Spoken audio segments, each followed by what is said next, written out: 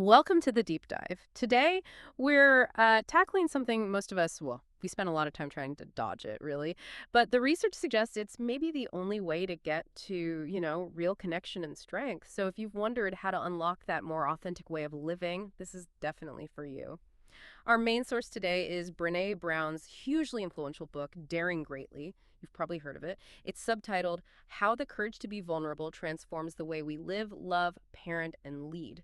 And our mission, our goal for this deep dive, is basically to pull out the core ideas, the really essential tools that change how we think about courage, and show you how vulnerability it isn't some kind of flaw. It's actually, well, almost like a superpower for living wholeheartedly. Yeah, and when you first come across this idea, the biggest thing, the first hurdle, is getting past that really deep-seated myth that vulnerability just means weakness. It's everywhere in our culture. Yeah. But Brown is really specific here. Her definition comes from, decades of social research. She's very clear. Vulnerability isn't about winning or losing. It's not about success or failure in that sense. It's really about having the courage, the guts, to show up and let yourself be seen when you have absolutely zero control over how it's going to turn out. Okay, yeah. That lack of control. It's terrifying. Right. That's the scary part, isn't it? Being seen feels like opening yourself up to judgment, maybe getting hurt. So why take that emotional risk? What's the payoff? Because we see these risks all the time, right? It's like telling someone I love you first and you have no idea if they'll say it back. Or launching that business idea that feels super risky, putting out creative work isn't perfect yet, or even just, at work, admitting you messed up on something big and asking for help. Exactly, those tangible high-stakes moments. And that feeling, that exposure when you might fail. That's actually where the book's title, Daring Greatly, comes from. Brown connects it directly to Theodore Roosevelt's famous speech, The Man in the Arena. Roosevelt wasn't praising the critic on the sidelines. He was celebrating the person who's actually in the fight, face marred by dust and sweat and blood, who tries, who strives, and even if they fail, well, at least they failed while daring greatly. That's such a powerful image, choosing to actually get in the ring. It really is. But like you said, the immediate risk feels like heartache or maybe just deep embarrassment. The research, though, it insists the reward is much bigger than just surviving failure. Right? Oh, absolutely. If you connect this to the bigger picture, her research consistently points to vulnerability as the birthplace of basically everything we say we want in life. Things like love, a sense of belonging, real joy, creativity, even innovation, it all starts there. So you try to armor up completely to avoid the risks. Block out the good stuff, too. Exactly. You shield yourself from the very experiences that make life meaningful. And this gets us to what Brown calls the vulnerability myth. It's this huge double standard we have. Right. We look at other people being authentic, being honest, maybe admitting they don't have all the answers. And we admire that. We see it as strength, as real leadership. Yeah, definitely.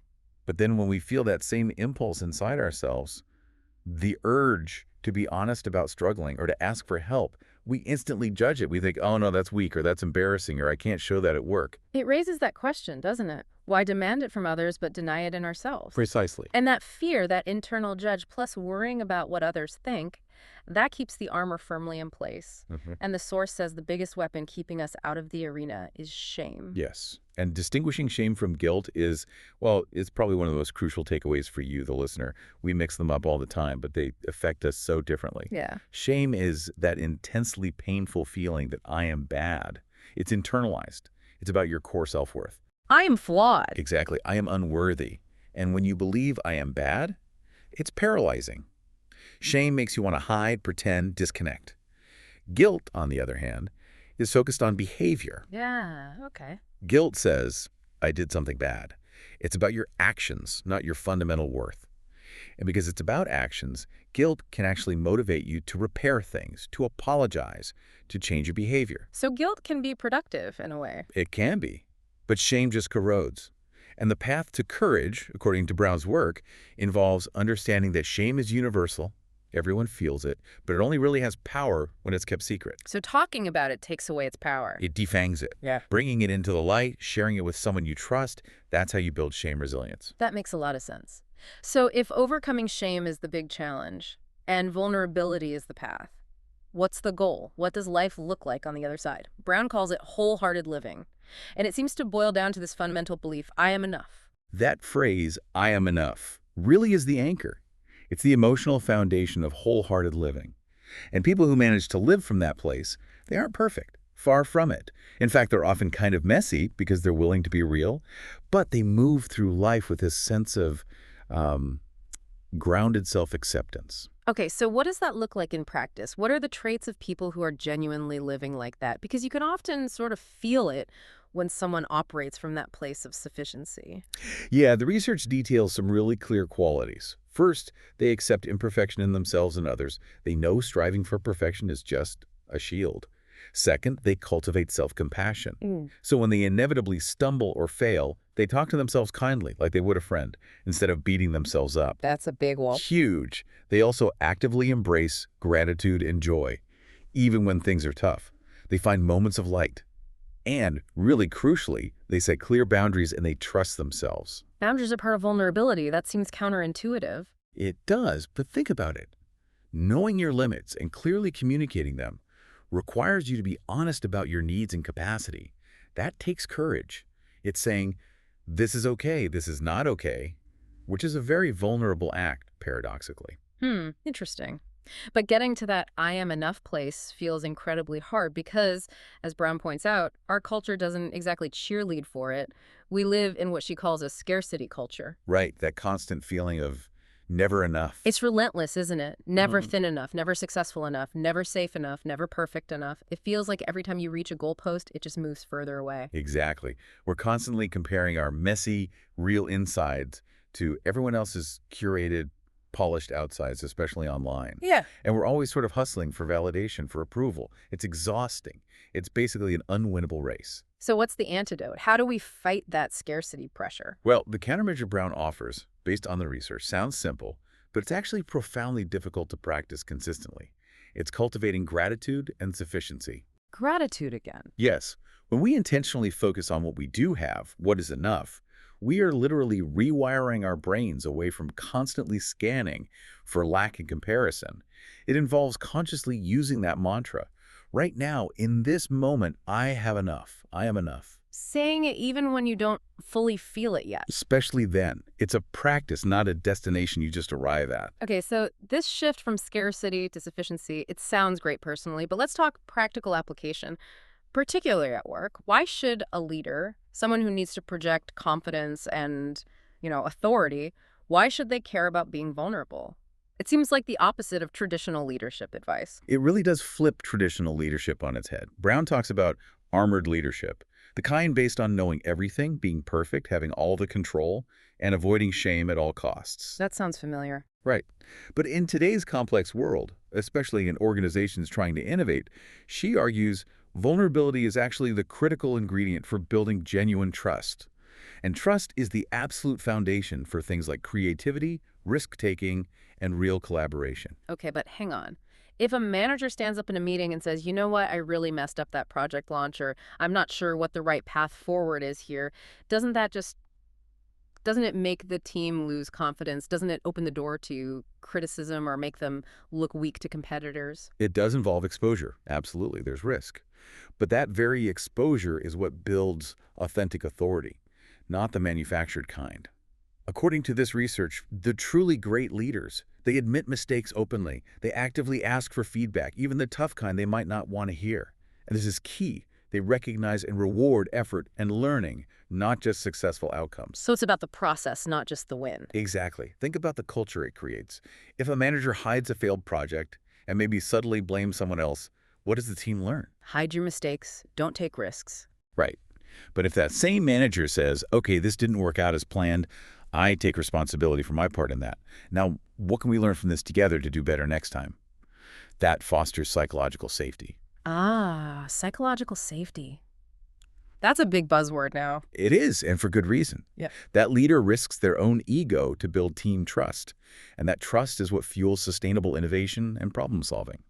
You replace a culture of fear and blame with a culture of learning and growth. Okay, I can see how that translates. And it feels like the same principle applies just as much, maybe even more intensely, in our personal lives, especially with parenting. The source really hits hard on creating an environment where kids feel fundamentally worthy. Absolutely. The research strongly suggests parents should try to ground their relationship with their kids in that core message, spoken or unspoken. Hmm. I see you, I love you, and you are enough exactly as you are. Wow. That's like an inoculation against shame and that toxic scarcity culture we were just talking about. But for the parent, modeling vulnerability seems essential, yet hard. We're often told, be the rock, be the stable, unflappable authority. Don't let them see you sweat. Because that unflexible rock isn't real, right? Kids know. They sense inconsistency. Brown argues parents must model imperfection. That means apologizing when you mess up, expressing your own emotions appropriately and authentically. It shows kids that being imperfect is just part of being human, and crucially, that making mistakes or feeling sad or scared doesn't break connection. Connection can hold imperfection. Can you give a concrete example of that? Sure.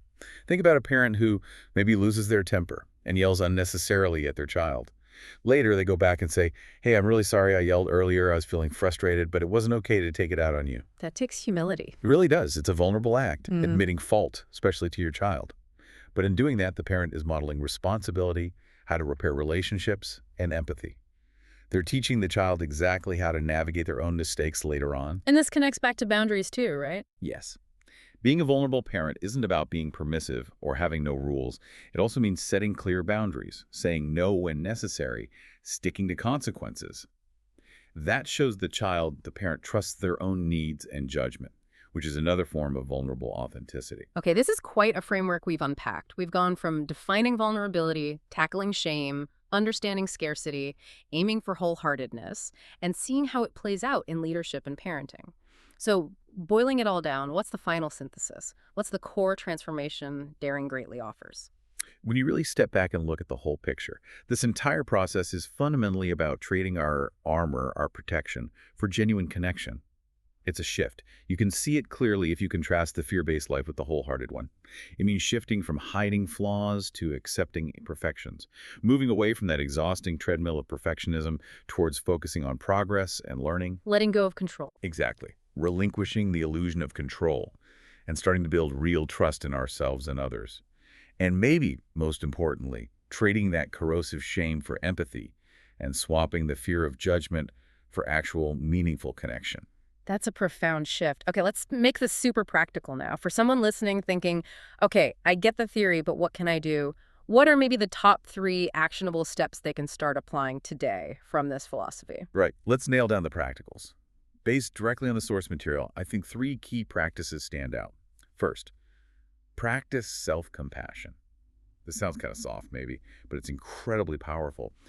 When you inevitably mess up or fall short, because you will, you're human, you have to consciously intercept that harsh inner critic.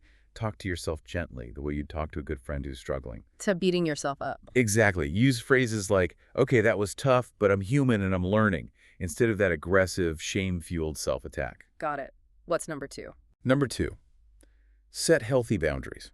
This is crucial because vulnerability is so often misunderstood as just like spilling your guts to everyone. Oversharing. Right. But Brown is very clear. Vulnerability without boundaries isn't vulnerability, it's potentially harmful. You need to share your story, your fears, your struggles, only with people who have earned the right to hear them. People who have shown they can hold that space with respect and empathy. So it's about discernment. Precisely. Sharing your deepest self with someone who might betray that trust isn't courage, it's maybe recklessness. Boundaries create the safe container where vulnerability can actually flourish. Okay, self-compassion, healthy boundaries. What's the third key practice? The third one directly combats that scarcity mindset we talked about, gratitude journaling, or just a simple gratitude practice. Writing things down. Yeah, even just mentally noting. But writing helps solidify it. Regularly listing, say, 3 things from your day that you're grateful for, or 3 things that went right, even small things. It sounds simple, but the research shows it actually helps rewire your brain's default setting. It trains your mind to scan for sufficiency and positive experiences rather than constantly focusing on lack, comparison, and what's wrong. Small practice, potentially big impact on perspective. Definitely. Now, we should probably acknowledge, like with any really popular work, Brown's stuff isn't without, let's say, its nuances or criticisms. Some people find the tone a bit too much in the self-help genre, maybe, or feel the core concepts get repeated across her books. And that's fair feedback. Different styles resonate with different people. But I think what remains really potent is that this isn't just feel-good motivational talk. It's grounded in robust, qualitative research on human experience. And it's definitely not presented as a quick fix. It's positioned as real, often difficult, ongoing emotional work. But that transformation she maps out, moving from being armored and protected to being open and wholeheartedly connected, the research suggests it's both possible and profoundly life-changing. Right. So, to wrap up our whole deep dive today, the central message seems to be that real courage isn't about not feeling fear or uncertainty. It's about embracing vulnerability. It means showing up, letting yourself be seen, even when you're scared, even when you can't control the outcome. Because ultimately, that's the only pathway to building stronger, more authentic connections and living a life that feels genuinely yours. It's kind of a complete reversal of what our scarcity-driven culture often tells us is valuable. Absolutely. And maybe we can leave you with a couple of those really memorable lines straight from the source to hold on to. First, you can't get to courage without walking through vulnerability. They're inextricably linked. And second, vulnerability is the birthplace of innovation, creativity, and change. It's not a liability, it's the source. Okay, so our final provocative thought for you today ties back to that powerful arena metaphor. If you find yourself sitting on the sidelines today, maybe judging yourself, maybe judging someone else, remember Roosevelt's challenge, filter through Brown. If you're not in the arena getting your butt kicked, I'm not interested in your feedback. So the question to reflect on is this. Where is just one area in your life today, maybe something small, where you can choose to step into the arena? Where can you choose to dare greatly, let yourself be seen, even if the outcome is uncertain? Because according to this work, that's where the real transformation begins.